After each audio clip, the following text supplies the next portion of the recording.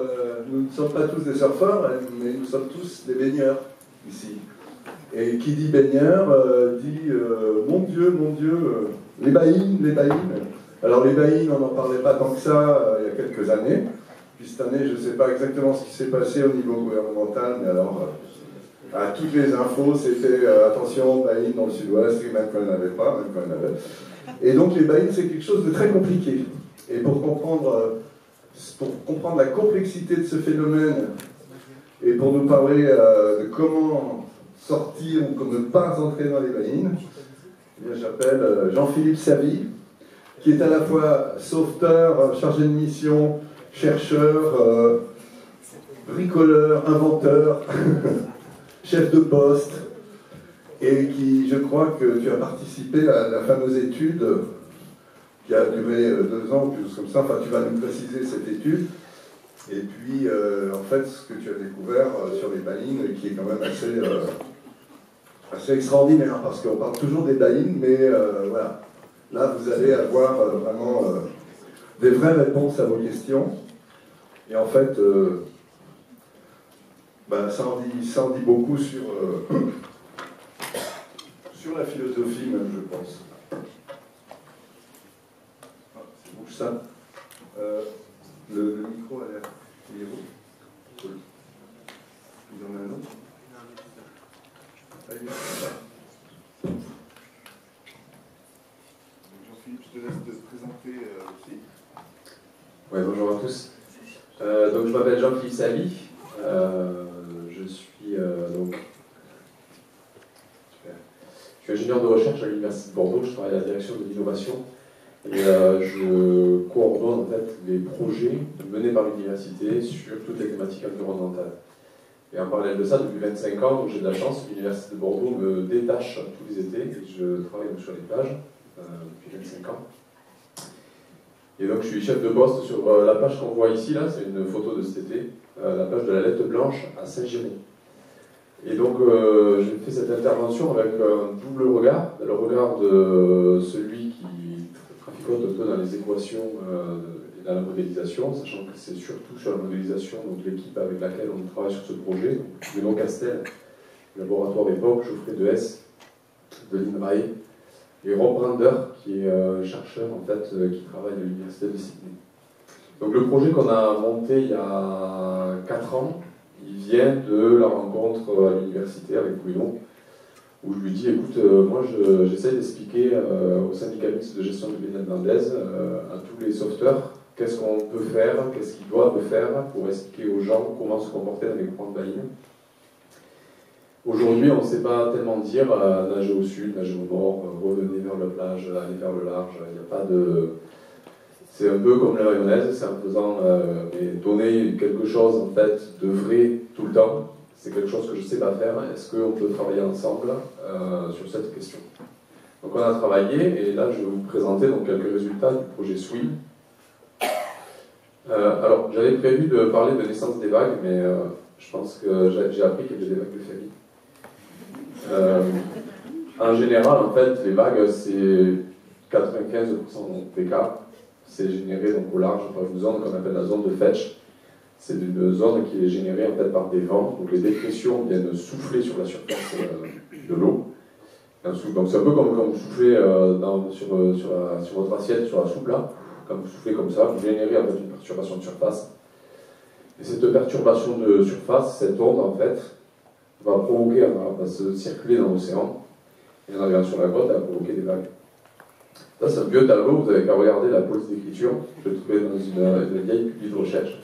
Mais c'est pour vous dire que, en fait, quand on sait calculer la largeur de la zone de Fetch, la vitesse de vent, pendant combien de temps le vent souffle sur cette zone, on sait calculer en fait la période des vagues, la longueur d'onde de la vague et le creux de la vague.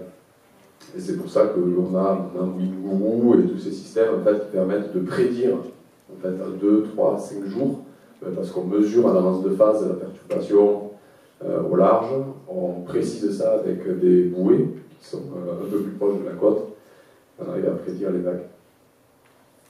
Alors, les courants d'arrachement. Belle photo des Landes. qu'est-ce qu'on voit? On voit que, déjà, on voit que c'est du sable. Et on voit toutes ces particularités ici, toutes ces hétérogénéités. Et ça, c'est ces espèces de... cette morphologie particulière qui fait que quand l'eau va venir dessus et repartir, il va y avoir des courants qui se forment. On appelle ça des courants d'arrachement. Donc ça, c'est le vrai mot, le courant d'arrachement. Baïne, c'est bassine en gascon. Donc quand on dit qu'il y a un courant de baïne, c'est qu'il y a un courant de bassine. S'il y a un courant de bassine, ça veut dire que ça concerne les heures autour de la marée basse. Mais il y a des courants d'arrachement de marée haute. Alors, ça par exemple, c'est des courants d'arrachement plutôt de marée haute. Quand la marée est très haute, on a une vague au bord, qu'on appelle le shorewreck. C'est une vague très énergétique au bord. Et on a ces petits courants d'arrachement ici, qui sont orthogonaux généralement à la plage, qui font une dizaine de mètres d'action, à peu près. Et ils ont la particularité, en fait, vraiment d'être orthogonaux et de tirer beaucoup moins au large. On en a des courants d'arrachement dans des zones aussi qui sont dans des espèces de criques. Alors, ça, c'est des voitures. Donc, il ne faut pas se retrouver là. Donc ça, c'est à San Diego. Donc là, c'est un courant d'arrachement hyper énergétique, extrêmement violent, qui vient arracher des sédiments. Là, il y a 25 mètres de fond, donc il vient arracher des sédiments, et avec des vortex là, qui font plusieurs dizaines de mètres.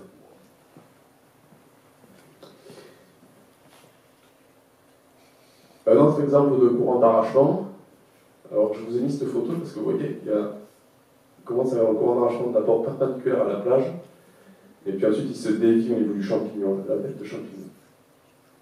Et on a ces hétérogénéités un peu partout, là, qui viennent arracher des sédiments.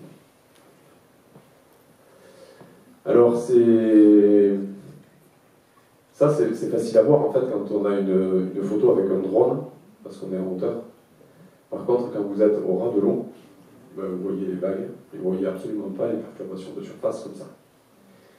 Donc Rob avait fait une étude avec des enfants, en les amenant dans une crique, et en leur disant, ben, les enfants, est-ce que pour vous, la baignade est dangereuse? Les enfants disaient, non, ben non, c'est calme, il n'y a pas de problème a priori. Et donc, c'est une étude très éducative, ils ont pris un colorant, ils l'ont mis dans l'eau.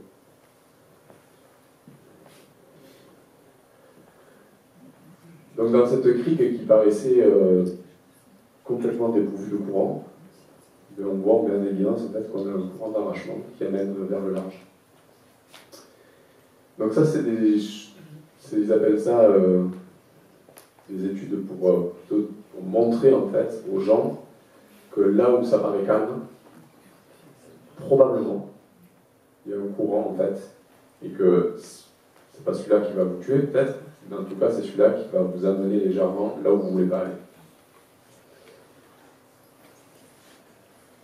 Alors là on voit, ici on voit l'action des vagues, parce que autre chose qu'il faut bien comprendre, c'est qu'un courant d'arrachement, ça n'existe que s'il y a des vagues.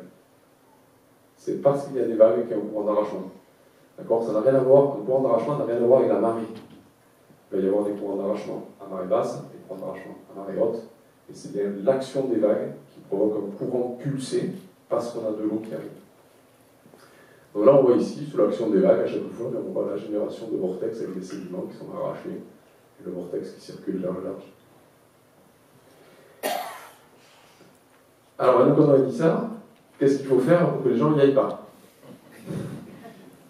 C'est un peu ça l'idée. C'est Rob qui a fait cette étude. Il a parcouru un peu toutes les plages en regardant. C'est un peu comme les panneaux de signalisation sur la route quand on vous dit qu'il ne faut pas aller vite. Donc, un panneau très simple qu'on retrouve, attention, il y a des courants qui sont très forts. Bon, moi je travaille sur la plage d'été, vous mettez le panneau, les gens mettent la serviette dessus, et ils posent les lignes.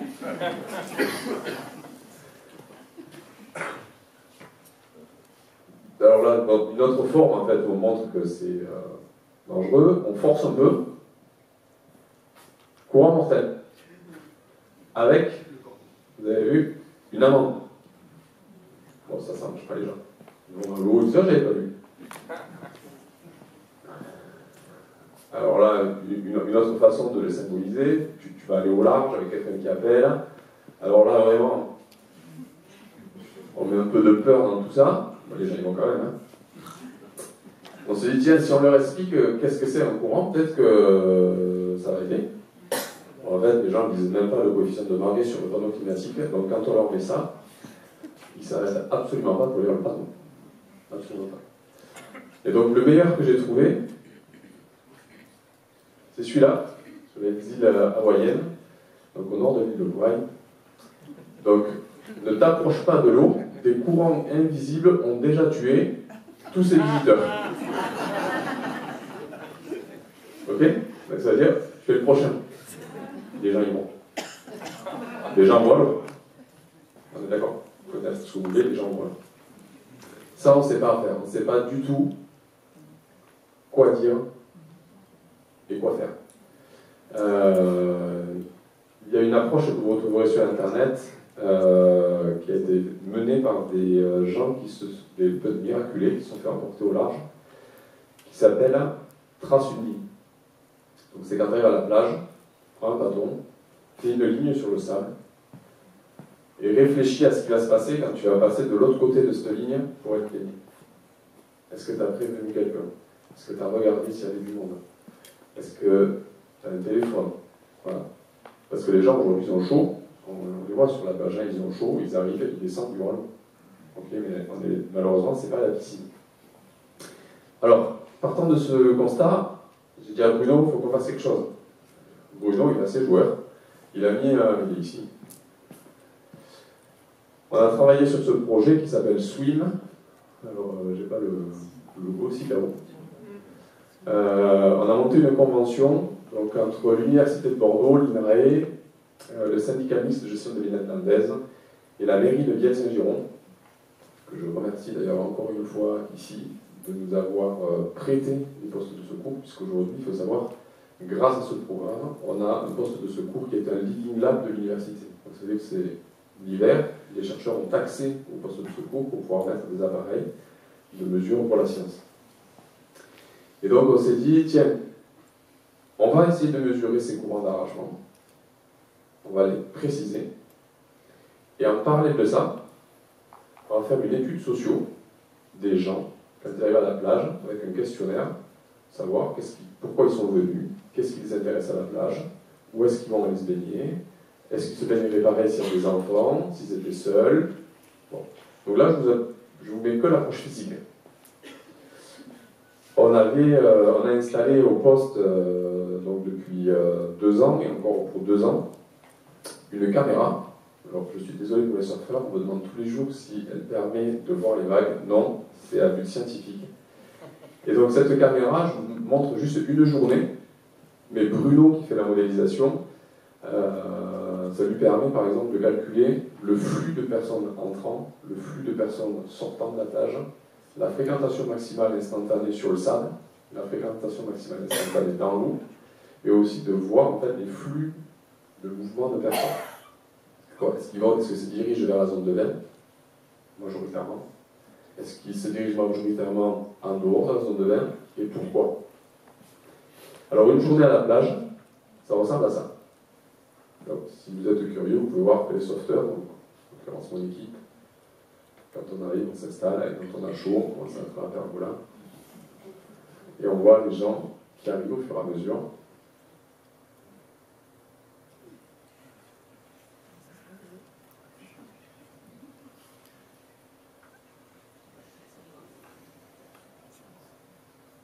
Alors j'ai de la chance, c'est qu'à la fin de la journée, on ne voit pas boire la bière à la fin.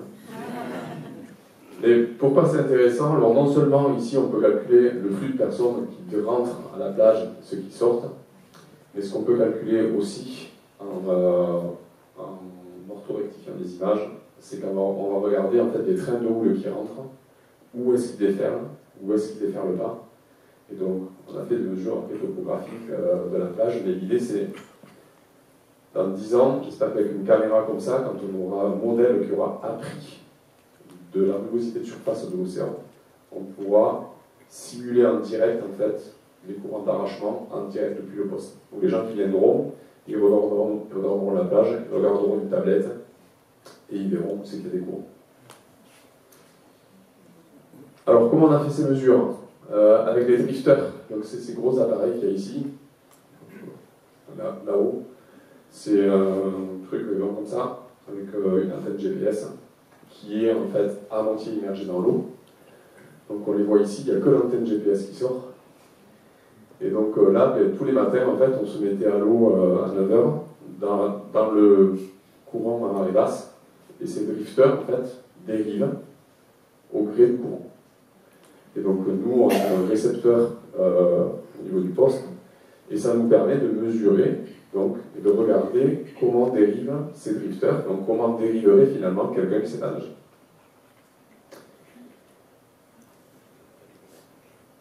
Donc ça, c'est, vous voyez, chaque couleur, c'est un drifter. Donc on répète l'opération plusieurs fois, en fait, chaque matin. Donc là, je vous présente le 13 juillet, juste.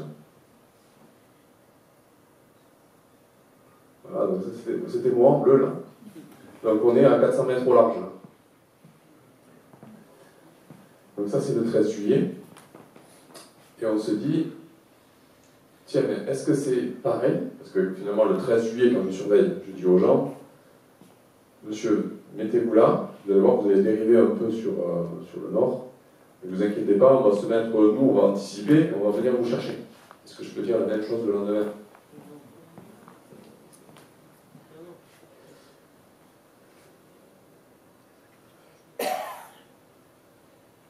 Donc ça, c'est le lendemain. Donc on répète l'opération, on refait exactement la même chose.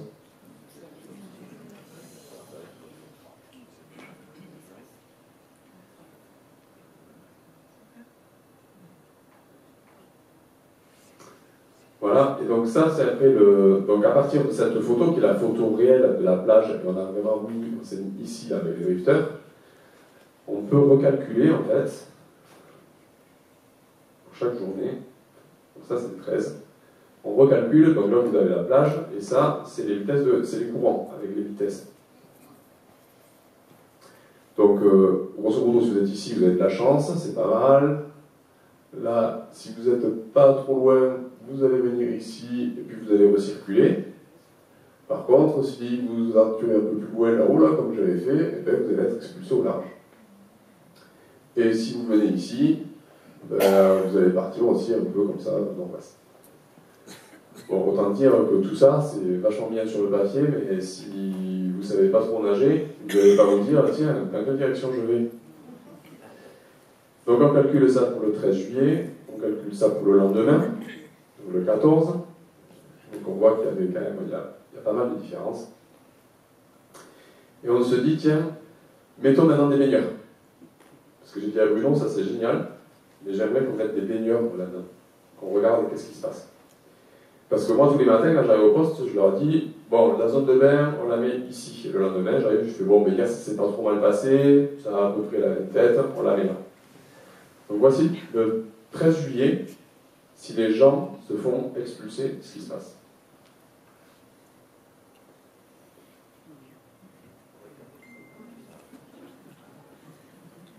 Ok.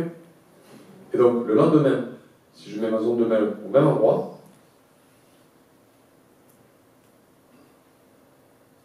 voilà ce qui se passe.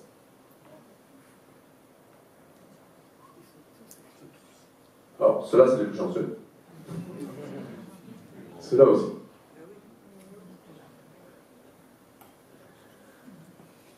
Alors, ces 2 jours d'études, si je montrais le 15, le 16, tous les jours de la saison, ce serait différent.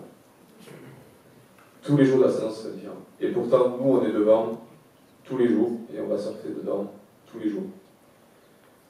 Ce que je dis quand je donne des cours à des chefs de poste, je leur dis attention, quand vous arrivez le premier jour, c'est comme si vous avez été aveugle, et quand vous viendrez le lendemain, dites-vous que ce que vous avez vu la veille, c'est déjà faux. Et donc vous, quand vous allez aller à l'eau, à chaque fois, vous êtes devant en fait un milieu qui est complètement inconnu. Souvent, j'entends dire, on est au bord, donc c'est bon. Donc ce qu'on a fait, c'est que j'ai demandé on a travaillé sur plusieurs cycles de marée, et on a regardé les vitesses des courants. Donc,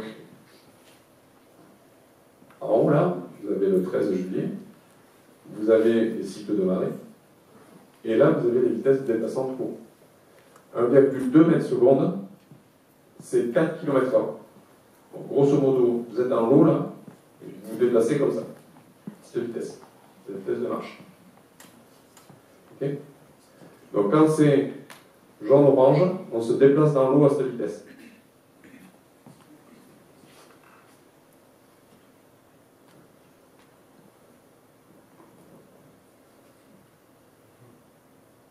Donc on voit marée basse, marée haute, marée basse, marée haute. Alors je vais le repasser. Les gens qui vont se baigner ici là, avec des enfants, okay, ce sont ceux-là qui ont de l'eau sans doute ici et qui sont soumis aux plus gros courants d'arrachement, qui sont des courants d'arrachement de marée haute. Quand on est ici, là, il y a beaucoup d'eau, et comme il y a beaucoup d'eau, je le vulgarise, mais comme il y a beaucoup d'eau, finalement, il y a beaucoup de masse à déplacer, et donc la vitesse diminue. Mais au bord, c'est là où il y a la plus grande vitesse d'arrachement, et finalement, au bord, c'est là où vous allez perdre pied. Ça va vous attirer sur le nord, sur le sud, sur le large, et finalement, vous allez vous retrouver dans une zone où vous n'avez pas pied. Une autre photo, je suis un peu en retard. Ça, c'est la plage qu'on avait. Donc, on a pris un drone, on l'a mis à 120 mètres de la plage et à 60 mètres de haut. Et on a filmé en travers. Donc, vous voyez, là, on surveille, là, on a un 4x4 qui fait des patrouilles, là. On va moins éviter que ça sur le sol. Alors, nous, on se baignait ici, là. Alors, ça, c'est une plage qui est hyper compliquée à gérer. Parce que ici, vous avez une baïne. Les gens qui se baignent là, vous voyez la mousse. Alors, je vais le repasser. La mousse, la zone mousseuse, là, c'est la zone, en fait, qui va... Je ne sais pas si on peut le repasser.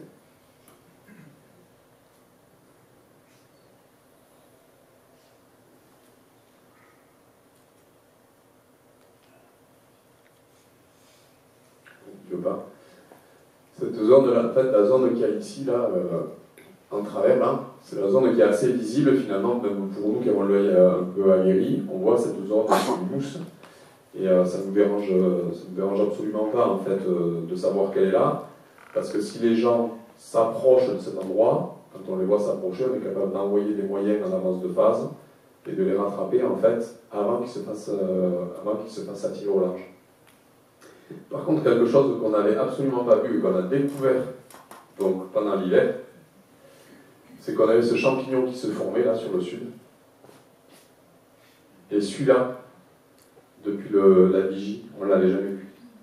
On l'a vu parce qu'on avait cette photo de drone qui nous a filmé pendant 20 minutes. Mais à l'œil nu, on n'a jamais vu en fait que là sur le sud, on avait ce champignon. Alors on a de la chance de ne pas avoir eu l'idée, enfin on a eu l'idée, mais la raison pour laquelle on ne l'a pas fait, c'est pas du tout parce qu'il y avait ce vortex, c'est parce que les gens en fait, quand ils arrivent ici, ils voient que la zone de bain est là-bas, ils ne veulent pas marcher, ils vont se baigner en face. Donc, on met une zone, c'est un compromis entre la zone la moins dangereuse et la zone où les gens iront se baigner. Et tout ça pour vous dire qu'après après 25 ans de plage, quand on fait une image drone comme ça et qu'on l'accélère, on découvre plein de choses qu'on ne voit pas en 3 mois en étant devant tous les jours. Alors, il y a des idées reçues. Les courants de Baïne ou les courants de ressac, ça n'aspire pas vers le fond. C'est une circulation horizontale. C'est pas l'onde de marée, c'est pas la marée qui crée, c'est pas parce qu'il y a des grands coefficients de marée qu'il va y avoir plus ou moins en fait de courants d'arrachement. C'est vraiment la morphologie de la houle, à savoir si il faut qu'elle soit orthogonale à la côte. Plus elle est orthogonale et plus il y a de périodes, et plus il va y avoir une activation des courants de Baïne. Et donc j'ai mis ils sont actifs en zone côtière parce que j'ai déjà entendu des gens qui disent que les courants d'arrachement vont attirer à des kilomètres au large. Ça, c'est pas mal. Alors que faire? La seule chose qu'on peut dire sans se tromper, c'est pas grand chose, c'est essaye à droite, essaye à gauche, essaye au large. C'est la seule chose qu'on peut dire pour ne pas se tromper aux gens. Ce qu'on peut leur dire, c'est qu'il faut se baigner uniquement dans les zones de bain surveillées. Donc là, c'est mon recul de sauveteur. Il n'y a personne qui meurt dans les zones de bain surveillées. Ne pas paniquer, repérer le sens du courant d'arrachement. Alors, tous les surfeurs ont l'habitude de faire ça. Quand on se met à l'eau, on prend un repère sur la dune et on regarde comment on bouge par rapport à la dune. Ça va vous donner une direction de courant. Et quand vous voyez comment vous bougez par rapport à la dune, il ne faut surtout pas nager contre cette direction. Il faut mieux aller dans la direction pour ne pas attraper une zone où il n'y a pas de courant d'arrachement. Faire des signes lents en direction de la plage, ça c'est le signe international. La panique tue, la patience et le calme sauvent. C'est la panique qui tue les gens dans les courants d'arrachement. Quand vous allez à la piscine, vous faites probablement 50 longueurs de piscine. Et c'est pas ça, vous êtes capable de le faire. Quand vous êtes dans un courant d'arrachement, vous allez être transporté pendant peut-être 200 mètres dans une zone calme. Et si vous ne paniquez pas et que vous ne nagez pas contre courant, à un moment donné, vous allez, tout doucement, vous allez rentrer. Ce qui tue les gens, c'est qu'ils paniquent, ils accélèrent en fait leur mouvement de nage, et c'est comme ça qu'ils ne s'en sortent pas. Donc, baignez-vous dans les zones de bain surveillées, et vous n'aurez jamais ce genre de problème. Merci pour votre attention.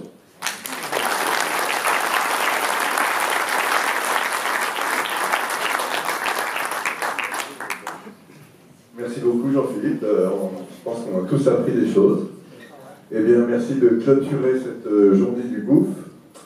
Je vous rappelle qu'on peut trouver, vous pourrez trouver dans quelques temps, tout a été enregistré, donc si vous avez raté des conférences, ou vous voulez les réécouter, vous pourrez les trouver. Et je vous rappelle également que mercredi, à 18h30, il y a le film de Under the Pole, ici, gratuit, en présence d'Emmanuelle Perrier-Bardou, donc l'une des deux fondatrices de Under the Pole. Et je vous garantis que ça vaut le coup, c'est magnifique. Le film dure 40 minutes, 30-40 minutes. Et c'est à ne pas rater mercredi. Voilà, je vous remercie beaucoup.